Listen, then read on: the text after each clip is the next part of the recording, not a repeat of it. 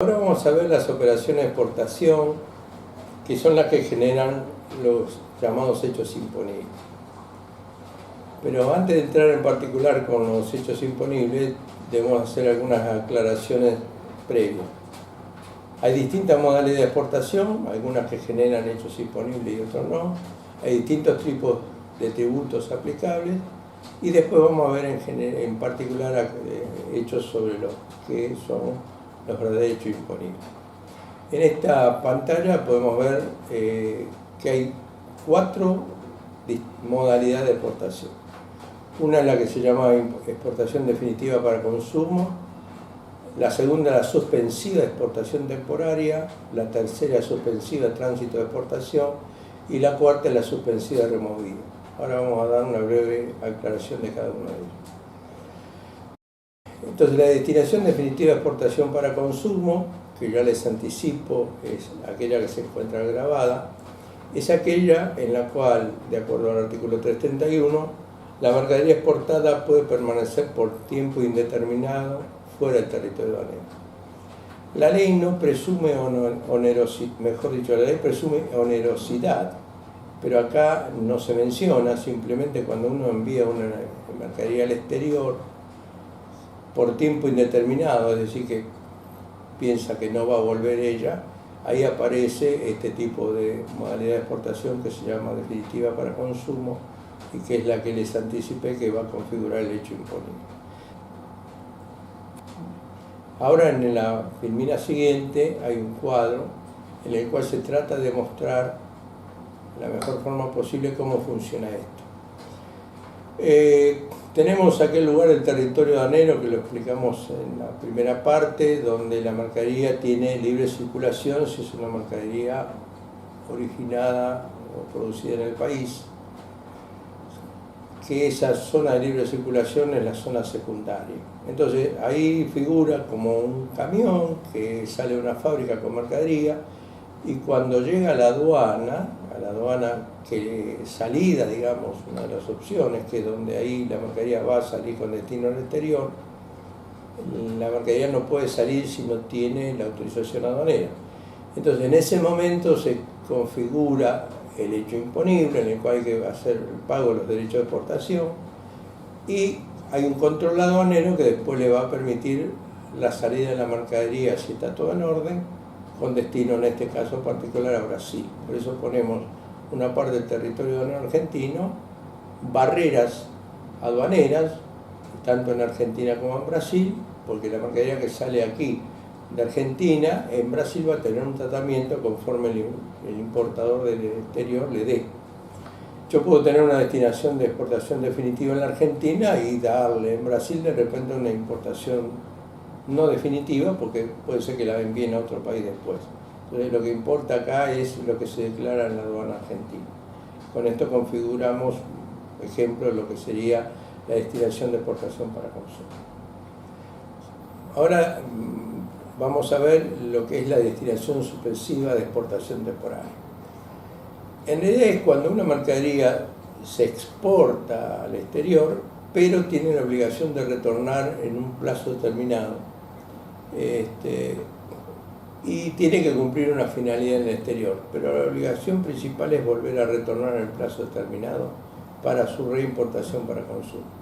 De allí que el artículo 349 de la ley 22.415 dice que es aquella en virtud de la cual la mercadería exportada puede permanecer con una finalidad y por un plazo determinado fuera del territorio aduanero, quedando sometida desde el mismo momento de su exportación a la obligación de reimportarla para consumo con anterioridad al vencimiento del mencionado plazo. O sea que se le concede la salida de esta mercadería bajo esta modalidad que no está alcanzada con tributos, pero con la obligación de retornarla con anterioridad al plazo que la reglamentación, puede ser la aduana o la Secretaría de Industria y Comercio, le den para este tipo de operación. En el cuadro siguiente vamos a ver un ejemplo. En el ejemplo anterior habíamos visto una mercadería que, siguiendo con nuestro ejemplo del camión, el camión se iba y no lo volvieron a ver que hubiera ingresado. En este caso particular, el camión sale de su planta, de una fábrica, por ejemplo, un establecimiento que haga de depósito, y sale ya, en vez de tener una flecha verde como teníamos anterior, le puse una flecha amarilla porque sale condicionado a tener que volver a entrar. Llega a la aduana de destino, que es la aduana de salida por donde la mercadería sale, por ejemplo, de nuevo a Brasil, con nuestro amigo camionero ahí, que me olvidé mencionarlo antes, y también se le hacen todas las revisiones y la mercadería sale con destino al exterior, entra en Brasil y después vemos que esa misma mercadería con ese mismo camión vuelve a ingresar, vuelve a salir de Brasil y vuelve a ingresar a la aduana argentina. Yo ahí le puse pago de derechos con una aclaración. El pago de derechos se da únicamente si la mercadería viene por un valor diferente al que salió. Por ejemplo, yo envío una mercadería al exterior para hacer un perfeccionamiento o beneficio y cuando vuelve a ingresar esta mercadería en realidad no es la misma que salió, sino que es una mercadería que ha tenido una transformación. Por la mercadería que salió en sí, no hay que pagar los derechos de exportación porque no es una exportación definitiva. Y por la mercadería que ingresó por la diferencia de valor, no de cantidad, de valor, voy a pagar derechos de importación, no exportación. La exportación, derecho de exportación no se paga porque es una exportación temporaria que vuelve a reingresar al territorio aduanero en tiempo y forma. Creo que espero que les haya quedado claro.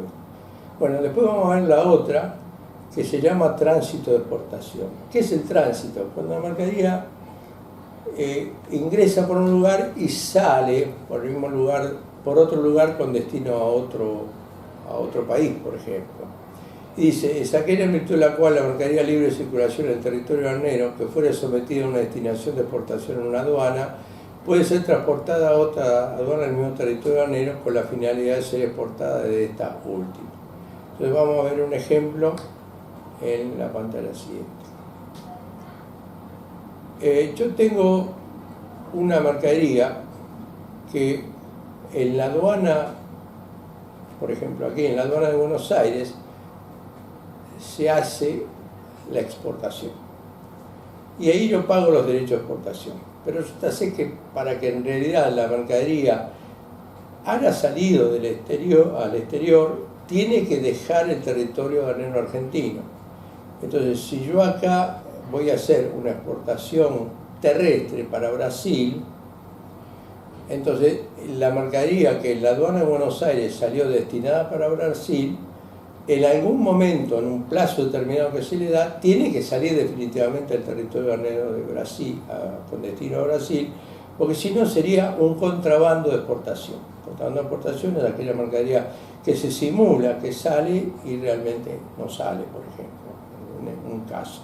Entonces de ahí es que la mercadería me figura que en vez de pagar los derechos de exportación en la aduana de salida, lo he pagado en la aduana, en lo que se llama aduana de origen, que en este ejemplo sería, por ejemplo, la aduana de Buenos Aires, y después el camión va con una mercadería en tránsito, porque tiene que salir la mercadería, hacia la aduana, por ejemplo, de Iguazú o Paso de los Libres, que son vecinas con Brasil. Ahí se vuelve a controlar y lo que va a hacer la aduana de Iguazú, en este caso supuesto, es controlar que la mercancía que se destinó a exportación en la aduana de Buenos Aires saque efectivamente la misma mercadería y por el mismo valor con destino al exterior. El acto de salida se llama libramiento y siempre eso se hace en la zona primera aduanera que vimos en la primera parte del curso, donde las autoridades aduaneras autorizan la salida de la mercadería. Y por último, nos queda otra destinación que es un poco más compleja de entender. Yo voy a tratar de aclararlo antes de que leamos la norma. Y este tipo de destinación se utilizaba, una de ellas se utilizaba muchísimo, hace muchos años, cuando todavía no teníamos caminos interiores y demás. Siempre hago recordar que el Código Aduanero recogió muchas normativas aduaneras que ya venían de su antecesora, la Ordenanza de Aduana, y que la primera disposición aduanera proviene ya de la época de la colonia, ¿no? Y luego se compendió en la época del Virreinato del Río de la Plata, así que hay muchísimos antecedentes operativos de cómo se manejaba en aquella época. Entonces, la primera parte, cuando habla el punto 1, es cuando una mercancía sale del territorio aduanero. Supongamos el territorio aduanero nuestro, podemos tomar el ejemplo de que en Rosario embarcamos una mercadería con destino a Resistencia. En ese tramo estamos navegando por un río internacional. Si al salir la mercadería se sale del límite de la división de aguas entre aguas territoriales argentinas y aguas territoriales extranjeras, se consumaría una exportación. Pero si esa mercadería en realidad siguió y fue hasta el puerto de Resistencia, como en el ejemplo que les puse, utilizó un río internacional, pero la mercadería salió de un territorio aduanero argentino y volvió a entrar al territorio aduanero argentino. O de hecho nunca salió del territorio aduanero argentino, porque si navegó por el río, la parte nacional del río internacional, no dejó el territorio aduanero argentino, entonces no hubo una exportación. Y se llama removido, le pusieron ese nombre, porque como que debe ser porque se remueve la mercadería de un lugar a otro. Esto se utilizaba mucho para el pastoreo, por ejemplo, cuando se llevaba el ganado de un lugar a otro, justamente en los medios más habituales, que era el fluvial. Y el otro caso es particular, el punto 2, para las exportaciones del área aduanera del territorio aduanero argentino al área aduanera especial, porque allí cruzamos territorio aduanero chileno, acuático, y volvemos a entrar al territorio aduanero terrestre argentino. Entonces ahora les voy a leer y después vamos a ver bueno, acá tenemos directamente la filmina, en la cual trato de explicar una mercadería ganado que fue embarcada en el puerto de Rosario, va por un río internacional y vuelve a ingresar en el territorio aduanero argentino. Bueno, ahora en la otra filmina vamos a ver qué es el derecho de exportación, ¿no? El derecho de exportación, todo lo que está relacionado con el derecho de exportación, en la ley 22.415 abarca los artículos 724 a 760. Y ahí tenemos la definición en el 724, que es: el derecho de exportación es aplicable a la exportación para consumo. Anteriormente les dividí, de acuerdo a lo que dice la ley, las exportaciones para consumo, que era una sola, y distintas exportaciones que tenían el nombre de suspensiva de exportación temporaria, suspensiva de tránsito, suspensiva de removido. En realidad la palabra suspensiva se utiliza porque en principio, en origen, no es una exportación definitiva, pero se puede transformar en exportación definitiva. Entonces, al transformarse en exportación definitiva una suspensiva, va a aparecer que la mercadería salió del territorio aduanero por tiempo indeterminado, pero aunque no haya sido esa la declaración aduanera originaria. De ahí que la ley, vamos a ver más adelante, prevé lo que se llaman hechos imponibles regulares e hechos imponibles irregulares. El caso en cuestión del artículo 724 es cuando la ley determina cuándo se consuma una exportación para consumo, que es el hecho imponible grabado. Y ahí se aplica el derecho de exportación. Entonces la exportación es para consumo, similar a lo que habíamos visto antes, cuando la mercadería sale del territorio aduanero por tiempo indeterminado. Acuérdense que indeterminado es con la intención de no volver a retornar. Si vuelve a retornar, hay que darle otro tratamiento normativo. Y los derechos de exportación pueden adoptar dos formas: ad valorem o específico. En esta filmina que sigue vamos a ver que el derecho de exportación ad valorem, de acuerdo a la definición del artículo 734 del Código Aduanero, es aquel cuyo importe se obtiene aplicando un porcentual sobre el valor imponible de la mercadería, o en su caso, sobre precios oficiales FOB. En el tratamiento tributario tenemos dos aspectos: la definición normativa, el tipo de tributo y cómo se determinan las bases imponibles. A mí me parece mejor que por razones didácticas veamos una primera parte, la esencia de cada tributo, y en la segunda parte vamos a ver cómo se determinan las bases imponibles. Que en el caso de la importación, si se recuerdan, hablábamos de que la base imponible se llama valor en aduana, y en el caso de exportación la ley lo define como valor imponible. Y como también hay mercaderías cuyos tributos se pagan sobre precios oficiales que determina, por ejemplo, la Secretaría de Agricultura y Ganadería, o en su caso podría ser la Secretaría de Minería, que son más allá de los que se transaron entre las partes, se lo llaman a esos precios oficiales FOB. Y entonces, me restaría aclararles que el porcentual sobre el valor imponible es un porcentual no progresivo, es proporcional, así como pasa con la alícuota del impuesto al valor agregado, que es proporcional. En los casos de derecho a exportación son alícuotas proporcionales, no progresivas. ¿Por qué? Porque son impuestos al consumo. Entonces, una de las características del impuesto al consumo es que son alícuotas proporcionales. Y después tenemos el otro grupo, que son los derechos de exportación específicos, donde el importe se obtiene aplicando una suma fija de dinero por cada unidad de medida. Yo agregaría exportada. Por ejemplo, si yo exporto neumáticos, me vino a la mente el neumático porque se utilizaba el derecho de importación específico cuando se importaban neumáticos, es si, por ejemplo, el Estado dice, bueno, por cada kilogramo de